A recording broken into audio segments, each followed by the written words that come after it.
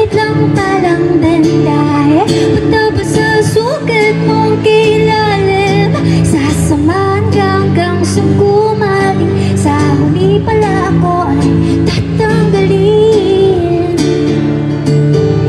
Open dahil sa panandali.